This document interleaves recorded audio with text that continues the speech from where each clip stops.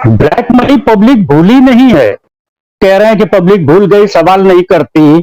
ना पब्लिक भूली है और ना ही वो सवाल भूली है। उसकी मजबूरी ये है कि वो सबके मुंह सिल दिए गए। आज जो बोल रहा है उसके साथ क्या हो रहा है? आज का मुद्दा यही है ना, ईडी, सीबीआई, आईटी। तो जो बोल रहा है, जो सवाल पूछ रहा है, वो जेल जा रहा है। तो पब्लिक ये समझती है कि अब सवाल पूछने से एक तो रोटी कपड़ा मकान की चिंता करें या सवाल पूछ कर जेल जाएं। સંજયભાઈ ગઢવી કોંગ્રેસ પક્ષના પ્રવક્તા આ મુદ્દા પર આપણી સાથે ઉપસ્થિત છે પોતાના વિચારો વ્યક્ત કરવા માટે. જ્યોતિબેન અમીન પણ સમીક્ષક તરીકે આપણી સાથે ઉપસ્થિત છે. સમીક્ષક તરીકે આશિષ પટેલ પણ એક નિવૃત્ત પોલીસ અધિકારી તરીકે ઉપસ્થિત છે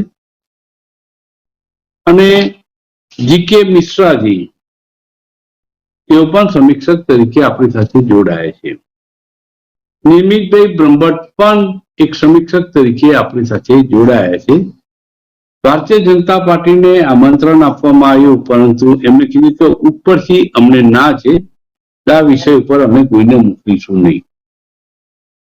દરેક પાર્ટીની પોતાની પોલિસીઓ છે અને એમને અધિકાર છે ક્યારે કોઈ પ્રવક્તાને મોકલો ના મોકલો અથવા પ્રવક્તાએ બોલવું ના બોલવું એનો અબાધિત અધિકાર છે. કારણ કે આપણે વાણી સ્વતંત્રમાં માનીએ છીએ એમ મૌન રહેવાનો અધિકાર પણ આપણે માનીએ છીએ. જીકે મિશ્રાજી પાસે હું આવીશ. કોંગ્રેસની સામે બહુ મોટો આરોપ મૂક્યો હતો વિપક્ષોએ, ખાસ કરીને ભાજપે. બ્લેક મની ધારકો સાથે કોંગ્રેસની સાંઠગાંઠ છે.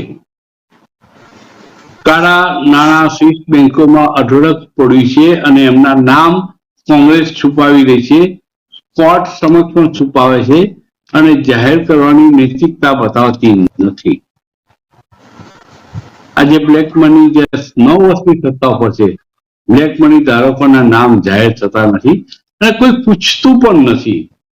એટલે મિશ્રા સાહેબ, પ્રજા જ્યારે આ મુદ્દાઓ ભૂલી જાય છે અગત્યના કે ક્યાં કિન્નાખોરી, ક્યાં આગળ પૂર્વગતિ વર્તવામાં આવે છે.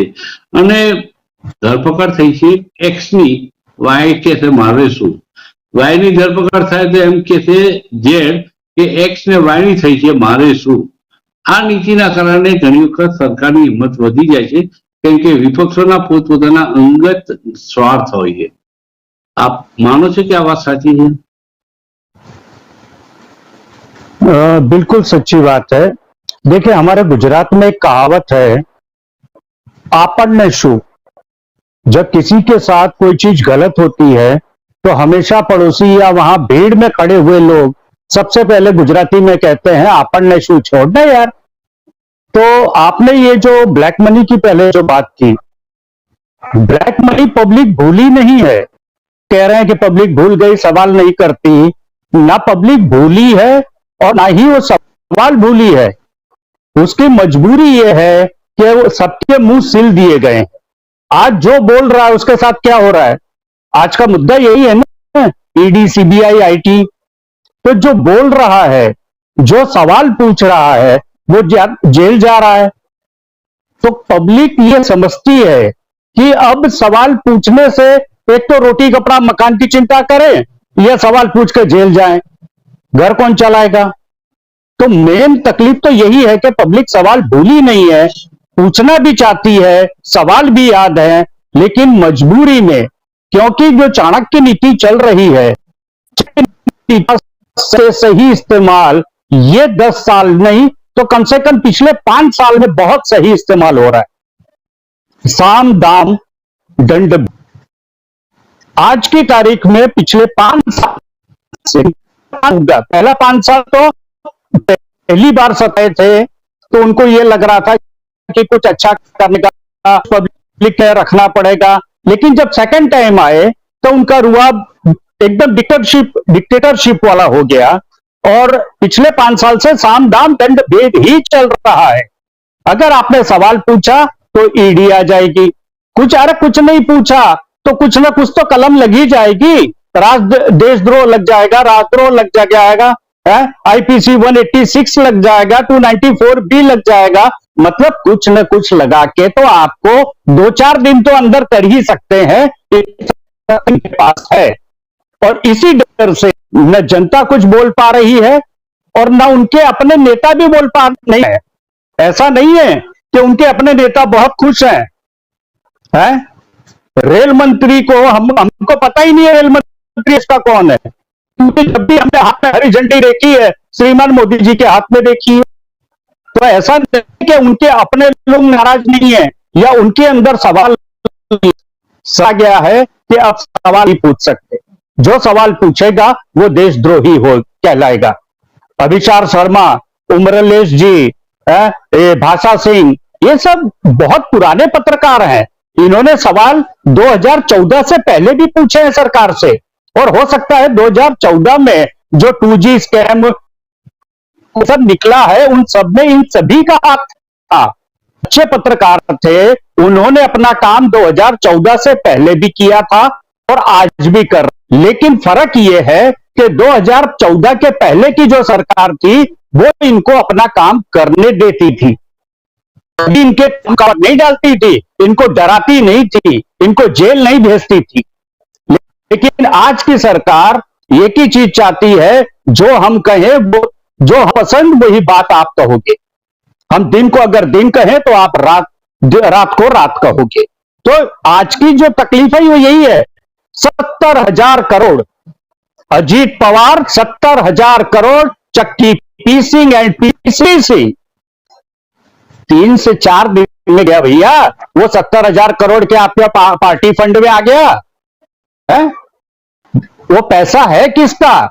देश का, देश की जनता का। 70,000 करोड़ आप रिकवरी कर लो ना, पता नहीं देश में कितने प्रोजेक्ट पूरे हो जाएंगे, कितने लोगों का भला हो जाएगा। उसकी कोई वॉशिंग मशीन में आ गए, धुल गए और सफेदी की चमकार के साथ आप उप मुख्यमंत्री भी बन सकते हैं। महिलाओं के साथ, पहलवान महिलाओं के साथ जो हुआ है वो हम सब ने देखा। वहां कायदा कानून नहीं है। कायदा कानून ये अपने हिसाब से बनाते हैं, अपनी सहूलियत से बनाते हैं। इनका आदमी फंस रहा तो चार्जशीट ऐसे बनेगी, कार्रवाई ऐसे होगी, इन्वेस्टिगेशन ऐसे, और सामने वाले को फंसाना है तो एक चॉकलेट की चोरी भी लगा देंगे और उस पर भी जेल हो जाएगी। तो काला धन ना कोई भूला है, बस सवाल करने से लोग डर रहे हैं। और लोग ये जानते हैं कि अब जहां इतना भोगा है 9.5 साल, 6-8 महीना और शांति से मुंह बंद करके निकाल लो, बराबर। आज नहीं तो कल, कल नहीं तो परसों सत्ता तो बदलेगी बदलेगी। किसी की सत्ता सारी जिंदगी नहीं चलती है। जीके मिश्रा जी के पास में आ रहा हूं। जीके मिश्रा जी, मुझे ये बताइए कि क्या ये डेमोक्रेसी है? जिस डेमोक्रेसी में कोई भी आदमी किसी भी वजह से, किसी की बदले की भावना से प्रेरित होकर वो जेल भेज सकते हैं लोग, सत्ता में बैठे हुए लोग, क्या ये डेमोक्रेसी है? सच्ची डेमोक्रेसी कैसी होनी चाहिए?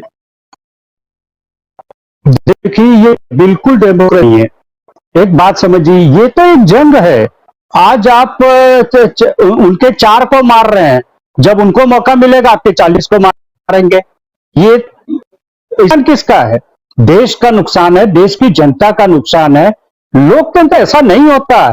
मैं वाजपेयी जी को बहुत मानता हूं, आपको सच बताऊं, मैं वाजपेयी जी को बहुत मानता हूं। मुझे आज भी उनके शब्द याद है। राजधर्म क्या है? वाजपेयी जी का कहना था कि राजधर्म निभाओ। मुझे वो व्यक्ति बहुत पसंद है। तो ये डेमोक्रेसी नहीं है, ये तो मतलब गैंगवार है? बॉम्बे अंडरवर्ल्ड गैंगवार खत्म हो गया 90s में और ये नया तरीके से चला आया। फिर मैं कहूंगा साम दाम दंड भेद, मेरी मुरली नहीं बजाओगे तो तुम्हारा ये हर्ष होगा।